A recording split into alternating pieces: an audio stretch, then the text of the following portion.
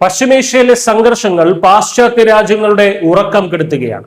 ലോകം അക്ഷരാർത്ഥത്തിൽ സ്തംഭിക്കാൻ പോവുകയാണ്. ഇസ്രായേൽ നടത്തിയ ആക്രമണങ്ങൾക്ക് മറുപടിയായി ലോകത്തിന്റെ സാമ്പത്തിക നാടി പിടിച്ചുകെട്ടാൻ ഇറാൻ തീരുമാനിച്ചിരിക്കുകയാണ്.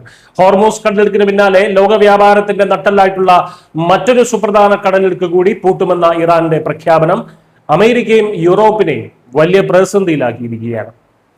ഇസ്രായേൽ നടത്തിയ പ്രത്യാക്രമണത്തിന് പിന്നാലെയാണ് വിട്ടുവീഴ്ചയില്ലാത്ത നിലപാടുമായി ഇറാൻ ഇപ്പോൾ രംഗത്ത് വന്നിരിക്കുന്നത്. ഇറാന്റെ മുതിർന്ന നേതാവ് അലി വിലായത്തിയുടെ വാക്കുകൾ വളരെ വ്യക്തമാണ്. ഇസ്രായേലിന് മുന്നിൽ ഇനി രണ്ട് വഴികൾ മാത്രമേ ഉള്ളൂ. ഒന്നുകിൽ ഇസ്രായേലും അമേരിക്കയും ഇത്തരം സൈനിക നടപടികൾ ഉടൻ അവസാനിപ്പിക്കുക, അല്ലെങ്കിൽ ലോകത്തിലെ ഏറ്റവും പ്രധാനപ്പെട്ട സമുദ്രപാതകളിൽ സങ്കല്പിക്കാൻ പോലും കഴിയാത്ത ശക്തമായ തിരിച്ചടി നേരിടാൻ തയ്യാറാകുക. ഇസ്രായേലിനും അവർക്ക് സൈനിക പിന്തുണ നൽകുന്ന പാശ്ചാത്യ രാജ്യങ്ങൾക്കുമുള്ള ഇറാന്റെ ഒരു അന്തിമ മുന്നറിയിപ്പാണ്. അമേരിക്കയ്ക്കും കൂടിയുള്ള ഒരു അന്തിമ മുന്നറിയിപ്പാണ്.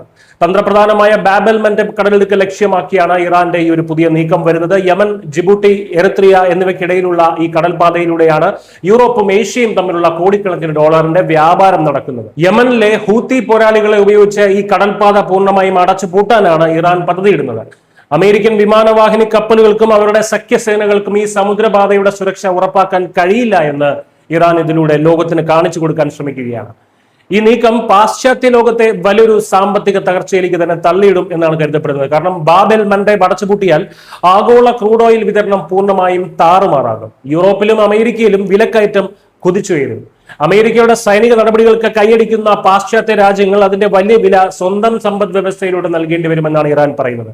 എന്നാൽ ഇതിൽ നമ്മൾ ശ്രദ്ധിക്കേണ്ട ഒരു കാര്യമുണ്ട്. ഈ പ്രതിസന്ധി ബാധിക്കുന്നത് അമേരിക്കൻ നേതൃത്വത്തിലുള്ള ആഗോള ക്രമത്തെയാണ്. ഇന്ത്യയെ പോലുള്ള രാജ്യങ്ങൾ തങ്ങളുടെ സ്വതന്ത്ര നയതന്ത്രത്തിലൂടെ സ്വന്തം കപ്പലുകൾക്ക് സുരക്ഷിത പാതയും ഒമാൻ വഴിയുള്ള പുതിയ ബദൽ മാർഗങ്ങളും ഇതിനോടകം തന്നെ ഉറപ്പാക്കിയിട്ടുണ്ട് എന്നത് ഇന്ത്യയുടെ നയതന്ത്ര വിജയം തന്നെയാണ്.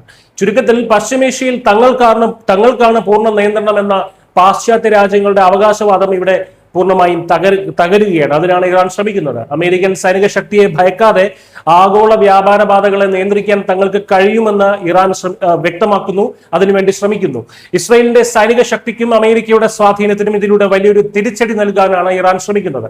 വരും ദിവസങ്ങളിൽ ഈ കടലിടുക്കുകളിൽ എന്ത് സംഭവിക്കുമെന്നത് ലോകത്തിന്റെ സാമ്പത്തിക ഭാവിയെ തന്നെ മാറ്റിമറിക്കും.